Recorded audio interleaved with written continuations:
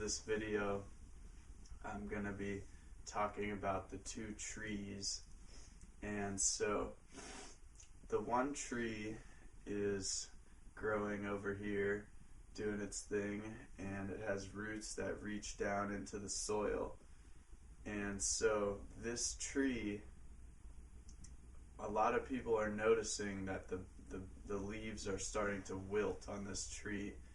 And so each of the branches on the tree, there's lots and lots of branches on the tree, but different people standing in the backyard are looking at these two trees. So the other tree's way over here, but first we're going to talk about this tree. And so people are looking at this tree. Some people are saying, look, those leaves on that branch are wilting, and maybe this branch is industrial agriculture. And so they're saying industrial agriculture is not working.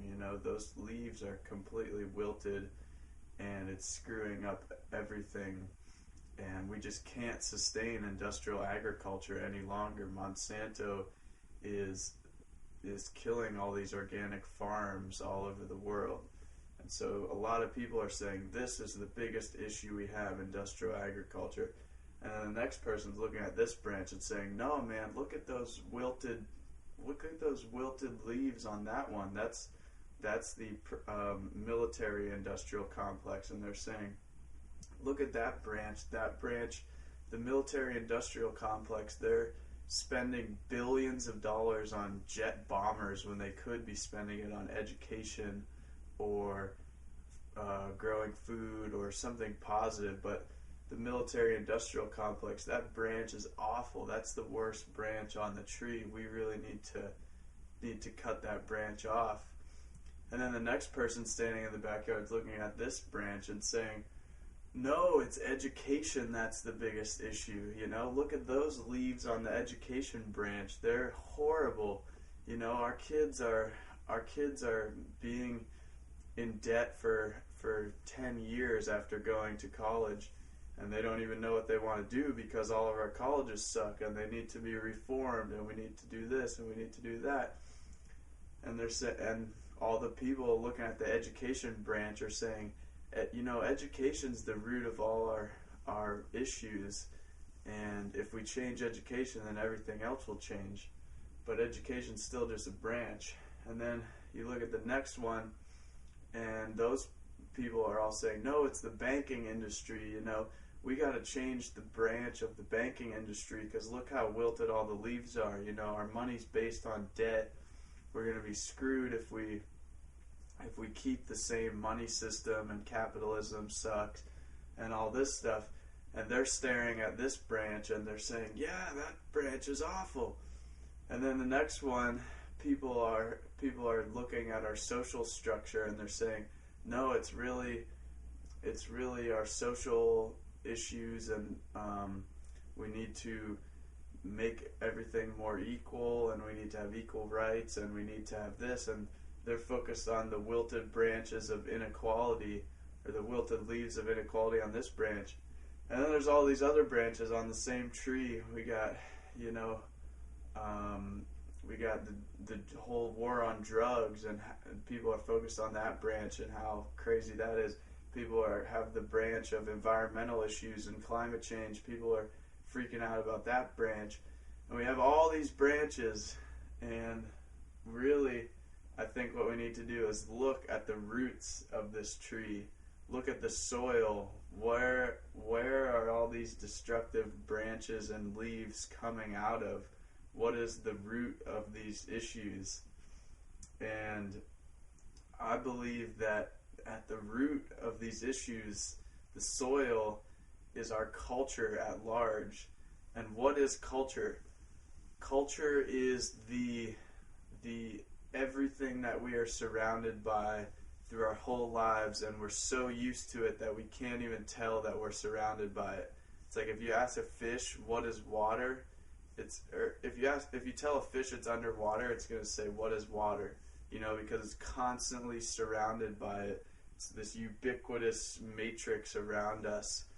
And culture is our values, what things we want in life, it's our language that encompasses culture. So the words that we use to communicate are part of this soil. So we're kind of, it's like language is a very root cause of all these other systems. And part of culture is our cultural beliefs, our myths and stories that we are constantly telling ourselves and enacting. Some of these myths are such as man is superior to nature, whatever nature is, and man is separate from nature, and man is here to dominate and control nature.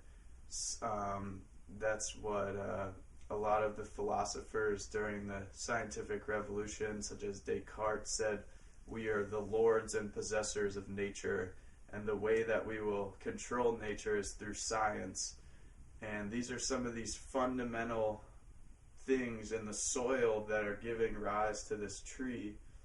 And I feel like we really need to get to the root of these things so that we can see what is causing all of these outgrowths. And then we can focus on the new tree where we've changed the soil. Now we have some organic soil over here growing this tree instead of some Monsanto DDT soil over here. So once we get the organic soil, we can start building a new culture with new values and new beliefs and a new sense of self. I think that's a big part of it as well, is our sense of who we are and our part in the world. And in the destructive soil over here, we have this certain sense of who I am and where are my boundaries of myself. And we often see ourselves as separate, discrete individuals, and that gives rise to this system where we're these bubbles that are another one of our beliefs is that we're in competition, survival of the fittest. That's really a myth that we tell ourselves. So we're like, oh, we're in constant competition with everyone, and another belief is that there's a scarcity in the world, so we have to be competing over these scarce resources. But perhaps in the new organic soil, our belief can be, hey, we're not just these individual creatures, we're all interconnected, and there's actually abundance, not scarcity, if we change our mindset and have that as a new value of seeing the world as an abundant place. And perhaps through that, we won't even need to compete. We can cooperate and collaborate instead of compete and fight like we are in the status quo paradigm.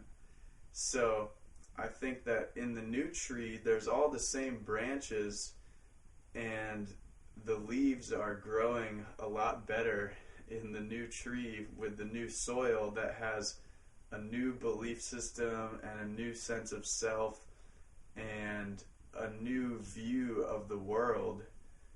And I think that the people who are over here focused on each branch, oftentimes you need to see that one branch is really screwed up so that you can see the big picture. And then we can move to this tree. And I feel it's important that we still each work in a certain field that we feel is where our niche is. But once we have that view that okay, we're building this new soil and this new tree, it's like I can work in my niche and I can focus here, but I also know the big picture. And it kind of takes some stress off your back, because it's like, I know I don't have all the answers and I can't do everything, but I'm doing my part to make these leaves grow good on this branch. I'm going to be a teacher in the new paradigm, the new tree, and I'm going to teach the kids the best way that I can. Or maybe I'm going to be a permaculture gardener, and I'm going to teach people permaculture, or just do permaculture in my own backyard. And I think the quote comes in great here, which is, do what you can with what you have where you are. because that's really all you can do, but that's also how you can do the most. Doing what you can, where you are, with what you have, and building the leaves and the soil on the new tree. And I think there are so many solutions. There's an alternative for every single branch in this system over here that pretty much already exists. We just have to do it. And there's so many great people out there and organizations that are already building this new tree. We just have to connect with them and start doing them and learn these new ways of being on planet Earth that aren't destructive and don't create wilted leaves. So some of these examples of things on the new tree are things I often mention in my videos, and Jared's series Invitation for Inspiration, that's a whole series about solutions of things we can do to build this new tree.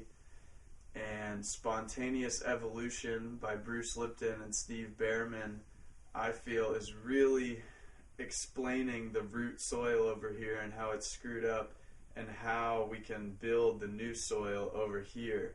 So I've been burning tons of CDs of Spontaneous Evolution. It's just, they have basically a 1 hour overview on CD, and I've just been burning tons of copies of it because it's so liberating, I feel, to really put your finger on, okay, this is how the soil's messed up over here, and this is how we can build some better soil for this new tree.